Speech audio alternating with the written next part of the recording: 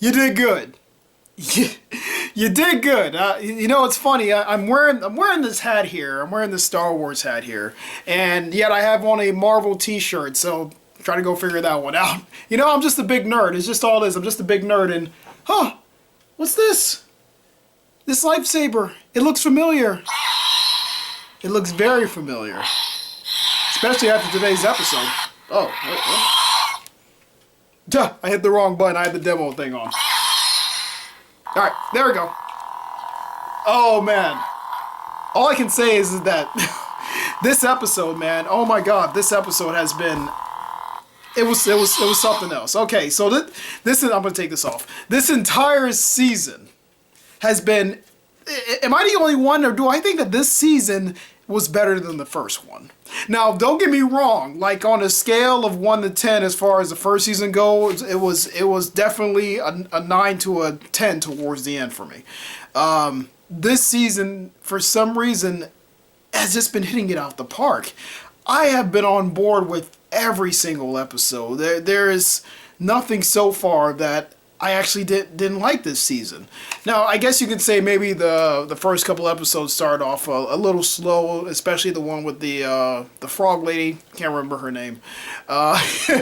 That one was possibly the weakest episode, but even in terms of like practical effects and how the way it was shot and how the way the CGI blend together with, especially with the person that was in the costume for the frog lady, it was very nice. Like all these practical effects was very good, and you know, it was nice seeing this different planet which looks like I can't remember the planet. Is it Exegol? Was that the planet where you know, where it became Starkiller Base, where that was the place where Cal Kestis went for the where they had the stones, so they can make their lightsabers and stuff like that. God damn it, I'm forgetting the lore. I'm forgetting the lore on one of the most important episodes, which had so much lore in it. Okay, so right off the back. Okay, let me say something. All right, so this is the first lightsaber I brought, and as you can tell whose lightsaber that it is, you know, I'm gonna put spoilers in this video. It's Luke's lightsaber. So I'm a fan of the original trilogy, like huge fan of the original trilogy. I watched it when I was about 5 or 6, and man, that was like 23 years ago. I'm almost 30 years old. I'm 29 right now. I got a few months until my birthday. Love Star Wars. So I've been watching Star Wars ever since I was a kid, ever since I got introduced to it when I was a child, and then as time went on, the prequels came out. The prequels came out around the time I was a teenager. So of course, hey, I loved anything Star Wars at the time. So I went and saw the prequels in theaters, and I enjoyed them okay. My opinion on the prequels haven't changed as much as it seems like the rest of the internet have, because most of us who went to go see the prequels in theaters, like, you know, they're all around my age now. We're all older now, all of us Star Wars fans, and there's definitely a different gap between generations as far as like people who went to theaters with the older trilogy and people who seen the prequels in theaters when they were a kid. To me, I always thought the original trilogy, you know, episode 4 through 6 was always the best. I always found A New Hope, Empire. I still think Empire is the best Star Wars film. I think it's the best. I think it's the best written and the best act. Well, one of the best acted ones, and that's one thing the sequel trilogy does have. It has. I always thought the sequel trilogy had better acting, but I'm not gonna get into that. I'm just gonna leave that alone, because I'm gonna get to what I thought about the sequel trilogy in a moment. But the original trilogy was always my thing, even when I saw the prequel trilogy. The only time with the prequels, I felt that the movies now the TV show is completely different. The Clone Wars is absolutely phenomenal. If you haven't watched the Clone Wars, you really should. And And I like Rebels. I remember thought that the first season was a little weird at first, but then it picks up, and it picks up really quickly. There are some episodes that are hit and miss, and you're just kind of like, oh well, that was completely pointless. But you know, Clone Wars also had their episodes like that as well. I actually thought Ezra's voice was very annoying, and now he's a character that I want to see in the lore again. He just kind of disappeared, especially after you see that season finale. So I mean, you have that, and if you don't watch any of that stuff, like to sort of fill in the gaps, at the time Attack of the Clones was my favorite for the prequels, but as I got older, and that was because the TV show was also around at that time, but as I got older, Revenge of the Sith has personally become my favorite of the prequel movies. And especially if you finish out the entire Clone Wars series, it hits harder, man. It definitely hits harder, because you begin to like these characters and everything like that. So that's where I stand at with Star Wars. And then of course the sequel trilogy is its own thing. I don't hate it as much as other people. I just thought it was okay. Same thing with the beginning of the prequels. But whereas the prequels, as the movies went on, like from Phantom Menace up to Revenge of the Sith, they started getting better. The original trilogy to me was just good all out. But you can argue about that second half of Return of the Jedi. Not the Darth Vader and Luke stuff. That was perfect. I'm talking about the stuff with the Ewoks and everything like that. I was even as a kid, I was kind of like, okay, these guys are a little annoying. I was like, these guys are a little annoying. But it's just Star Wars just means so much to me. And I was watching another YouTuber. I was watching Star Wars Theory's channel, and when he was watching the episode, he broke down. He actually started crying over it, and I was crying too. I was like, I shed a tear on this one. It's hard to make me cry when it comes to pretty much anything. I usually don't cry that much, and there's always, if there's anything that usually makes me cry, it's either one, something has to be happening, like something terrible has to be happening to somebody in real life, like a kid's being abused or something like that. That gets to me.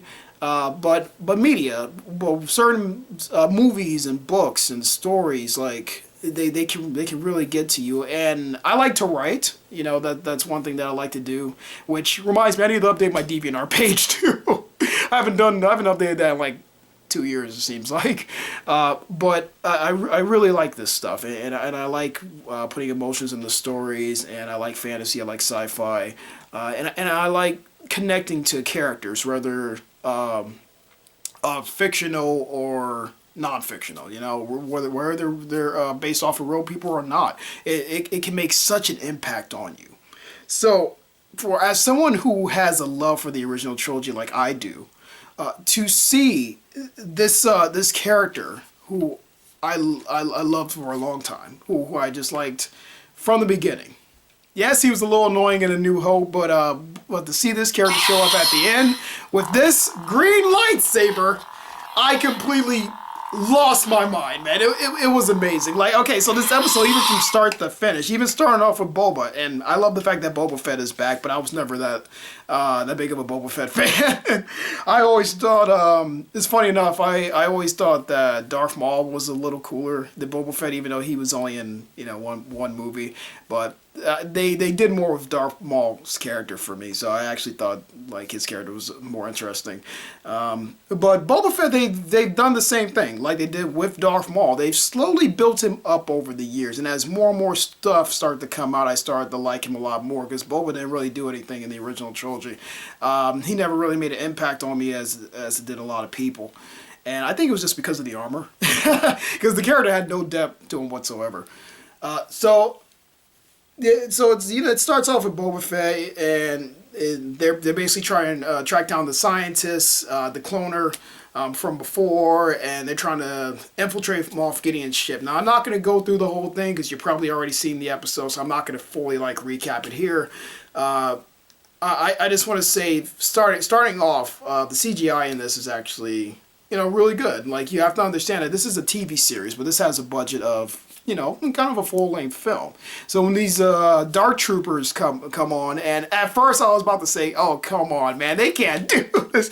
There's a part where when Den, the Mandalorian, the Mando, he ejects them out into space, and I'm like, wait, these Dark Troopers got boosters on them, right? Like jetpacks, they shouldn't be, you know, floating out into space and not doing anything. No, and that ends up coming back into play later, which I was like, okay, you know what, that makes sense. That dubstep stuff was a little weird, though.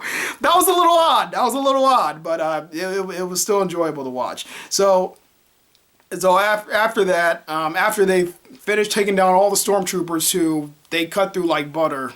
The Mando and the rest of the Mandalorians, Bo-Katan and Sasha Banks' character, and then you also have Gina Carrero, also helping out with them too. He confronts Moff Gideon, and he actually beats him in combat. And we know what this means, especially, you know, if you're into the Star Wars lore, that the person who beats the other individual in trial by combat gets to rule Mandalore. This is the same thing that happened with Darth Maul and what was his name, Pre Vizsla, and the Clone Wars. So, but with that one, that kind of ended in a death with Darth Maul killing Vizsla, but Mando doesn't do that. They don't kill Moff Gideon, which I'm glad. Thank you for keeping this. Is how you know this thing is written so well. Thank you for, even with all the cliches that you know are coming. Of course, stories are gonna like repeat a lot of stuff. You know, you're probably not gonna see that many new stuff in the world. Period with stories, because we kind of pretty much seen everything. But this is how you know this is good writing. For the fact that they know that they have a good villain here, and they know that they have a very cunning character, and they know that this character is going to do anything to try to manipulate people or to try to use anything to his advantage in order to get back on top. Because after basically his little legion gets devastated, these number of stormtroopers and stuff that he's controlling just get completely devastated, and you think that the Dark Troopers are gone. He's still trying to manipulate people, you know, by telling Bo-Katan, by telling Din that, hey, you have the Darksaber now. You beat me in combat, you get the Darksaber. You got Bo-Katan right there, and Mando's trying to give it back to her. It's like, you know, here, I don't want it. It's yours. You want it so you can rule Mandalore. She's like, I can't take it. You know, you want it fair and square. That's just how our tradition is. This is how the Mandalorian tradition is. And Cyberpunk just had an update. That game needs it. That game needs way more patches. I knew there was a patch coming out this week, but anyway, I got my PlayStation on over there. So it's just. So then after that, you think all hope is lost with the Dark Troopers and everything like that, and then my boy shows up. Luke shows up. Now I was not thinking that they actually was going to go with that they was actually going to have Luke show up. He was the most logical. I know what Ahsoka's doing as far as looking for Ezra. I know that Cal Kestis, we don't really know what happened to him after Fallen Order. I'm sure they're going to make some more to fill in the gaps of his story, because I think he's a really interesting Jedi as well. So Luke was the most logical choice, but the most risky choice, especially considering Mark Hamill probably didn't want to play the role, or wasn't going to do the role, or something like that. I know they consulted him on it, because I know he tweeted out about this, asking like, hey, did you guys see anything interesting on TV tonight?